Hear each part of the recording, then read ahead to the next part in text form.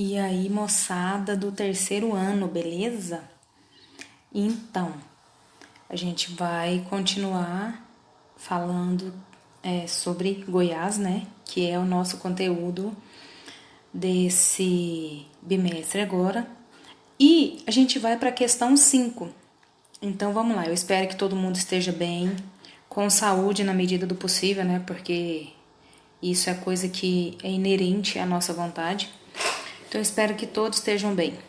Então, vamos lá. A questão 5 diz assim: o site da Prefeitura de Goianira apresenta a história da cidade e informa sobre as suas origens, indicando como marca inicial no ano de 1920, quando, letra A, o povoado de São Geraldo teve início, tendo como fundador e mentor o vigário da paróquia de Trindade. Letra B, o vilarejo, que hoje é Goianira, né, cidade de Goianira, conseguiu sua emancipação política após tornar-se ponto de apoio para a construção da nova capital do estado de Goiás. C. O distrito teve seu nome alterado para Itaitê, depois das reivindicações de seus fundadores e moradores junto às autoridades. Ou letra D. O município conquistou autonomia administrativa, passando a ter o mesmo nome da filha da primeira professora da escola local. Olha só, esses locais, como vocês sabem, a Igreja Católica, né, ela é muito imponente, sempre foi muito rica. Então, eles mandaram, naquelas missões jesuíticas, párocos, padres, né, a todos os lugares que tiveram a colonização de exploração e que os europeus chegaram. Pois bem, com essa catequização, as pessoas mais importantes, no caso aí, seria aquele que representava a pessoa de Deus na terra, né? Quem, se não o padre, né? No lugar mais importante, o bispo, né? Que ficava na capital. E aí, nesses lugares, geralmente, a pessoa mais importante ou mais influente ou fazia parte do grupo das pessoas mais influentes é que davam nome a alguns locais. Por exemplo, o nosso colégio, por exemplo, ele recebe o nome de um padre, Padre Fernando Gomes de Melo. Por quê? Porque ele era uma pessoa influente aqui, não só ele, como a grande maioria dos padres, né? E falando em padre, nós temos aí, né, na nossa ultra mega atualidade, um escândalo, né, envolvendo aí o Lá de Trindade. Então, o que acontece? Geralmente essas pessoas davam nome aos lugares, aos vilarejos, a alguma coisa que seria muito importante, beleza? Relacionado a ser ponto de apoio para a construção da capital, eu digo a vocês que esse ponto de apoio foi uma das cidades, com certeza não foi Goianira, com certeza foi Anápolis. Por quê? Daqui saíam os tijolos, né, ali da Vila Fabril, porque tem muito lugar ali que faz tijolo, né? Os caminhões vinham, e aí nós tivemos a Avenida JK, que era uma ligação, né? Que já da JK já pegava direto para Goiás, porque era tudo uma via só, tudo na estrada de terra, e já pegava a BR-153 aqui para ir para Brasília. Então, o ponto de apoio que teve para a construção da capital, com certeza, um deles foi Anápolis, ok? Na questão 6, ele vai falar sobre o domínio morfoclimático. No domínio morfoclimático do Cerrado, presente no estado de Goiás, encontram-se chapadões tropicais interiores com cerrados e floresta galeria, abrangendo grande parte da porção central do país. Em relação ao Cerrado, assinale a alternativa correta. Quando a gente fala do Cerrado, é importante você lembrar que o Brasil ele tem todo um clima tropical. E quando eu vou falar de clima, relevo e vegetação, eu não vou estudar aquilo separadamente. Eu tenho que levar em consideração o clima do lugar, o relevo daquele lugar, a vegetação daquele lugar, o regime de chuvas daquele lugar, para mim saber o tipo de vegetação que ele tem.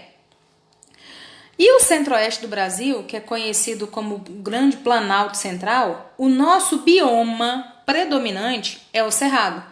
E o Cerrado, ele tem algumas divisões dentro dele. A gente tem a Mata Galeria, a gente tem o Cerradinho, a gente tem as florestas. Por exemplo, quem já foi aqui para Pirinópolis, Corumbá ali, e viu aquelas cachoeiras lá e andou lá no meio do cerrado, você vê ali um tipo de vegetação em que as árvores são maiores. Quando você vai daqui para lá, que tem umas curvas, né, que geralmente é onde tem muito acidente, ali você vê também uma mata mais fechada. Aquilo ali também é cerrado, não é só aquelas árvores espaçadas com né, eu saí para procurar caju, professora, fui pegar piqui, e aí tinha uns matinhos que pega mais ou menos na altura da cintura da gente, na altura do joelho, isso aí também é extrato do cerrado.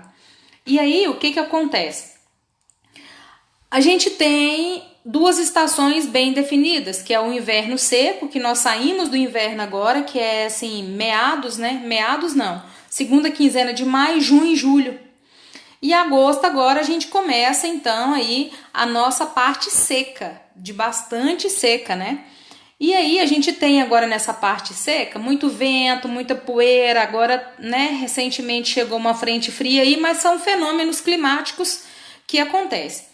O que sucede? Algumas plantas do cerrado, elas são chamadas de xerófitas, que compõem o ecossistema do cerrado brasileiro, né? O que são xerófitas? São algumas plantas que não gostam muito de água. Então vamos aqui.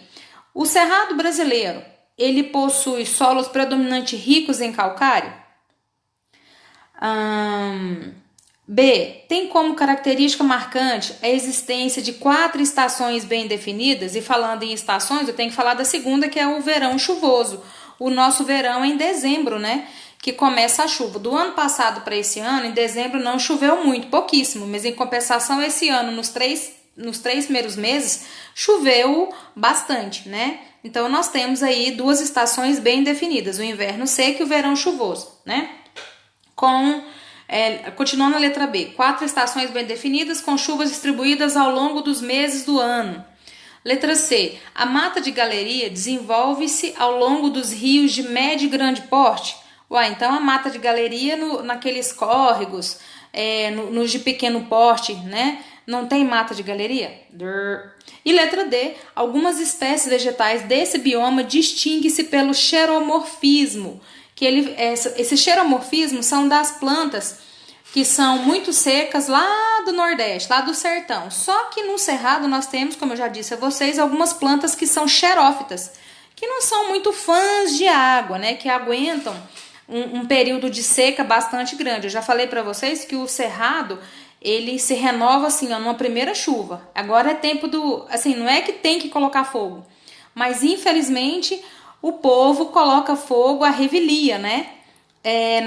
No Cerrado brasileiro, e isso dá problema nas cidades por causa de sujeira quando bate o vento, né? Aquelas negocinho preto da vegetação queimada, da fumaça. Então quem tem problema respiratório e assim por diante, ainda junta com a poeira, aí fica pior ainda. E aí a gente fala então, essas plantas, depois vem uma primeira chuva e elas, renascem de uma vez, nem parece que colocaram fogo nelas. O problema é que os animais que morrem com essas queimadas, eles não renascem na primeira chuva, né? E a número 7 é questão da UFG, diz assim: a impraticabilidade de se povoar a dita capitania de Goiás, né, que no caso hoje é a cidade de Goiás, nem outra qualquer parte da América Portuguesa, senão com os nacionais da mesma América, e que, achando-se todo o sertão daquele vasto continente coberto de índios, esses deviam ser principalmente os que povoassem os lugares, as vilas e as cidades que fossem formando.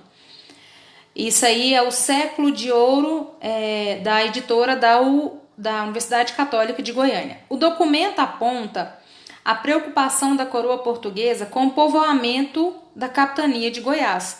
E numa questão que a gente já fez aí para cima, a gente sabe, né, de 1 a 4 a gente trabalha isso, que a cidade de Goiás, antes de virar, né, o estado, a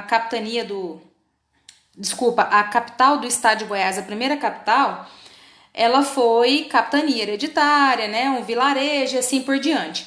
O que acontece? Por conta da mineração. Muito depois é que veio a criação de gado, né, e assim por diante. Então, com essa interiorização dos mineiros, que veio de São Paulo foi para Minas, de Minas veio para Goiás, de Goiás foi descendo para Mato Grosso e assim por diante.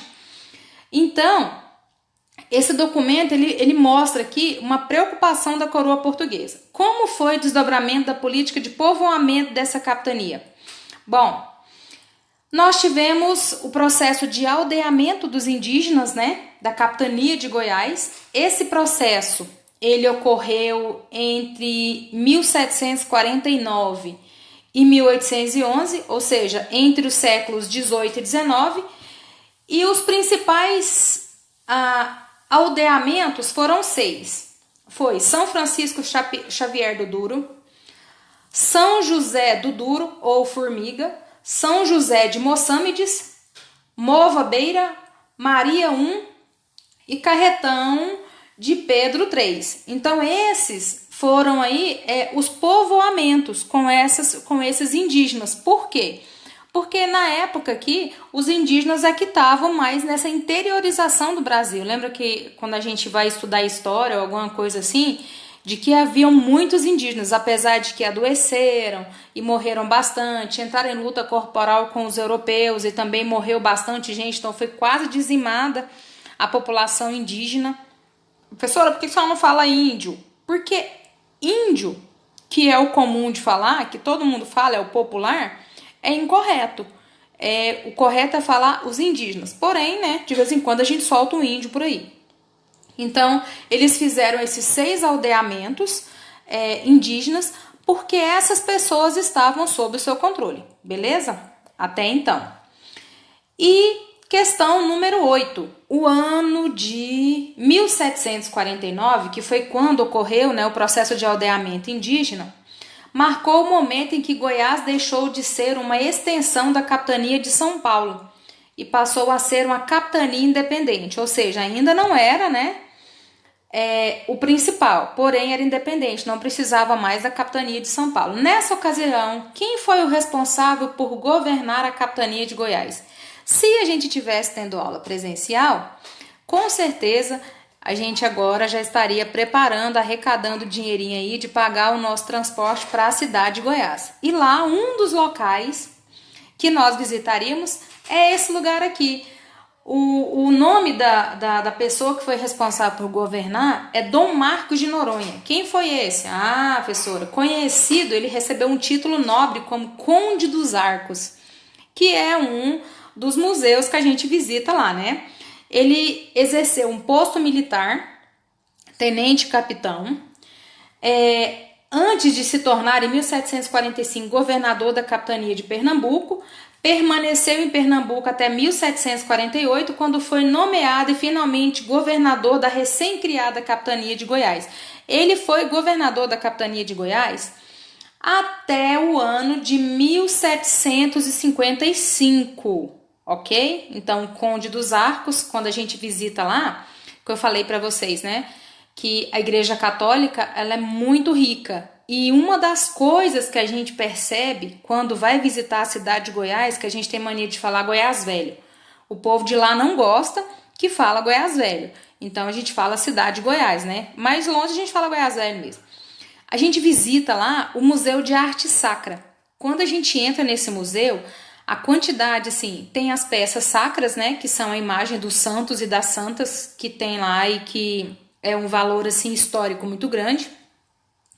E tem a Sala das Joias, que era presente da coroa, que deu a essas pessoas importantes, né, da capitania, e depois virou aí a capitania de Goiás. Então, tem muito ouro. Então, isso ainda é da Igreja Católica. Então, a Igreja Católica tinha muito prestígio, continua tendo muito prestígio.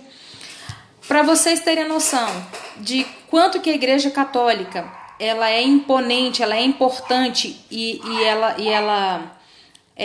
tem um país, que é o Vaticano. Então, o Papa, além de ser um líder religioso, ele também é um líder de Estado. Então, existem lugares no mundo em que ele vai entrar como Papa mesmo, como líder religioso, e existem lugares no mundo que ele vai entrar como seria um governador de um país, um presidente, um chanceler, né? Então, é isso. Qualquer coisa, nós estamos aqui Não esqueça de postar no prazo certo. A partir de cada aula dessa que você assiste, você tem 7 dias corridos. Sábado, domingo, feriado, morte da sogra, né? E etc. Para você fazer a tarefa. Então, não perca o prazo de postagem, porque de acordo com os recados que vocês vêm recebendo da coordenação, se vocês postarem atrasados, vocês vão perder nota, ok? Até mais!